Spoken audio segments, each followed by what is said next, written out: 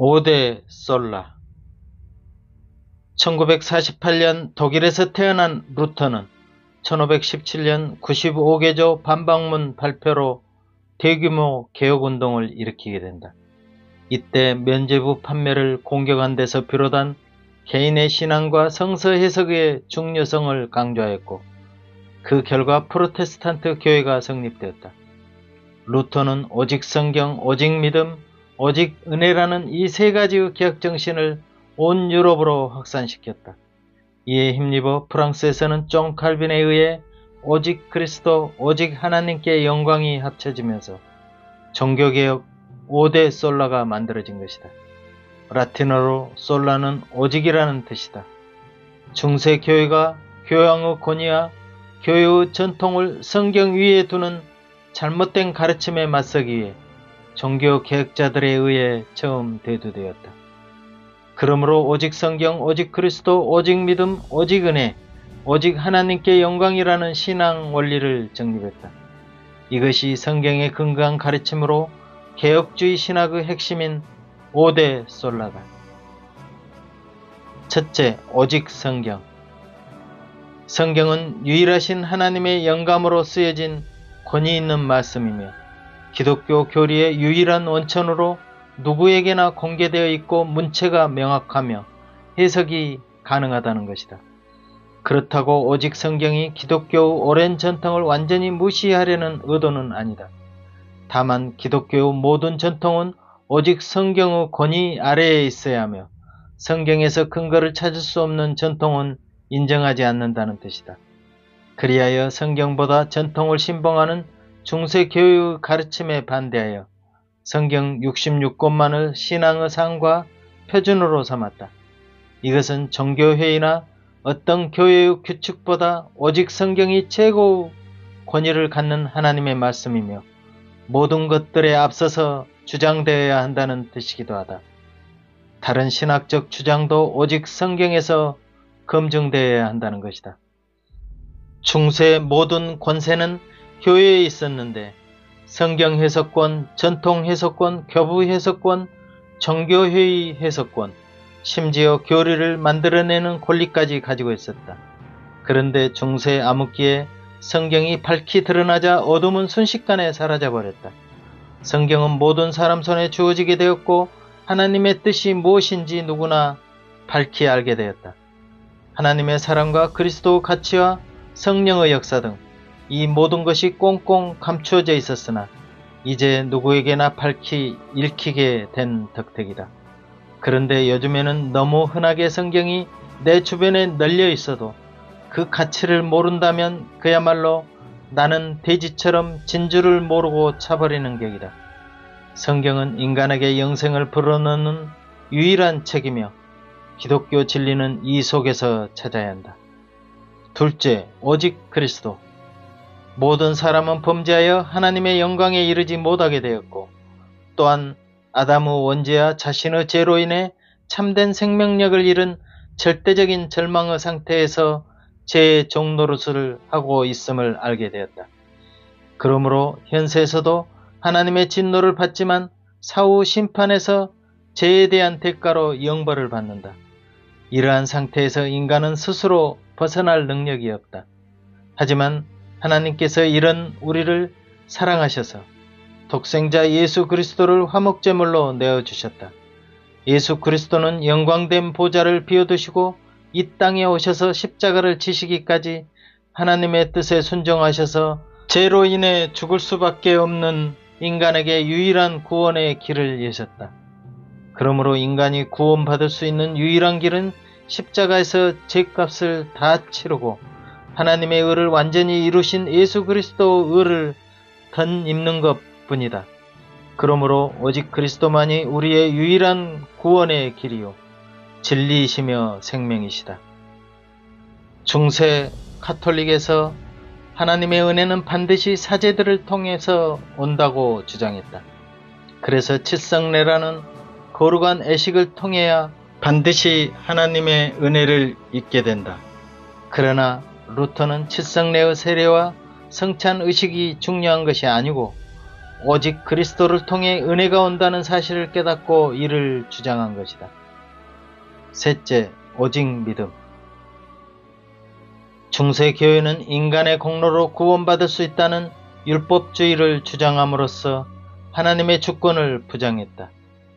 또 천국을 돈으로 살 수 있다는 부패적 신앙이 팽배하였다. 종교개혁은 이러한 주장에 반대하여 오직 믿음으로만 의롭게 된다는 성경의 진리를 밝히 드러내었다. 하나님이 내리시는 구원의 은혜는 오직 믿음을 통하여 받을 뿐이지 다른 어떤 것이 요구되지 않는다는 것이다. 그런데 요즘 믿음이란 단순히 지식적 확신에만 의존한 채 나머지 믿음에 따른 의로운 행위는 아예 없어도 그만이라는 잘못된 견해를 가지는 것 같다. 그러니까 믿음이란 성경을 통해 구체적으로 알지 못하고 단순 깨달음으로 그친다면 헛것이 된다는 말이다. 믿음은 하나님께서 주신 선물이며 살아계신 하나님을 인격적으로 만나게 되는 실제로서 삶의 변화를 주게 된다. 그러니까 죄라는 노예의 종에서 그리스도 핏값으로 나를 사서 자유의 신분을 주시고 양자까지 삼으심으로 하나님의 백성으로 인정해 주신 것이다. 그래서 그리스도인이라면 그분을 나의 주인으로, 나의 왕으로, 나의 하나님으로 삼게 되는 믿음을 부여받는다. 그러므로 우리는 그 믿음으로 그분을 신뢰하며 그 왕의 명령에 따라 순종하는 것은 당연한 일이 되어야 마땅하다.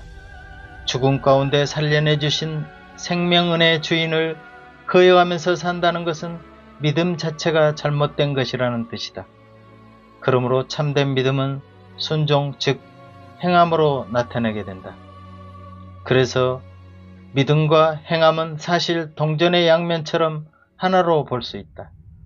하나님이 주신 은혜를 믿는 사람이라면 당연히 행함이 나타나는 것이며 그 행함이 나타나지 않는 믿음은 곧 죽은 것이라고 성경은 말한다. 그러니까 단순히 믿음의 자기 확신만을 구원으로 받아들이고 생활은 방종에 빠진 상태라면 나는 진정한 믿음을 가진 것인가, 또 어디서 내 믿음이 떨어진 것인가를 점검해야 한다. 내가 그리스도를 붙잡는 믿음인지 그리스도께서 나를 붙잡는 믿음인지도 실생활을 통해 점검하는 자세가 필요하다. 넷째, 오직 은혜. 은혜는 예수 그리스도의 의로움을 덧입혀주는 것이므로 전적인 하나님의 은혜이다. 하나님은 인간 쪽의 구원의 조건을 찾지 않는다는 뜻이다. 그러니까 너희가 그 은혜를 믿음으로 말미암아 구원을 얻었나니 이것이 너희에게서 난 것이 아니오 하나님의 선물이라는 말씀처럼 우리의 그 어떤 것도 필요치 않음을 강조한 대목이다. 믿음 역시 하나님의 선물이기에 믿음은 통로로서 선물이라는 구원이 중요하며 구원은 하나님의 전적인 은혜이다. 인간의 공로로 얻을 수 없다. 내가 구원을 획득한 것이 아니라 구원은 믿음을 통해 하나님께서 주신 것으로 믿어지게 되었다는 뜻이다. 하나님은 사람이 죄를 범하여 전적으로 타락하였기에 하나님을 찾을 수도 없는 존재였다. 하지만 우리를 부르시고 거듭나게 하시어 믿음을 갖게 하신 모든 것은 전적 하나님의 은혜라는 이야기다. 하나님의 은혜는 독생자 예수 그리스도 십자가에서 절정에 이르고 지속적 은혜의 함께 하심으로 세상 끝날까지 성도를 끌어가신다. 다섯째, 오직 하나님께 영광. 성직자의 권위가 하나님의 권위와 혼동되던 중세 교회에 반하여 모든 영광은 사람이 아닌 하나님께로만 돌려야 한다는 뜻이다.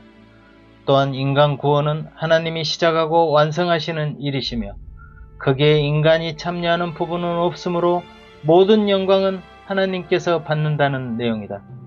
따라서 인간은 자기의 자만심과 교만함을 배제하고 모든 영광은 사람이 아닌 하나님에게만 돌려야 한다. 우리는 자칫 하나님의 영광을 내가 가로채어 그 영광을 누리는 경우가 많다. 이런 우를 범하는 것은 신앙생활을 하는 중에 어떤 결과 자체가 내가 이루간 것으로 생각하기 때문일 것이다. 나의 모든 것을 사로잡아 영광을 돌리시게 하시는 분, 역시 하나님이시다. 하나님은 온천한 만물 가운데 홀로 거룩하시고 홀로 영광 받으실 분이다. 로마서 11장 36절. 이는 만물이 주에게서 나오고 주로 말미암고 주에게로 돌아감이라. 그에게 영광이 세세 있을지어다. 아멘. 유튜브 박작가의 하늘가락지에서는 더 많은 영상을 보실 수 있습니다. 감사합니다.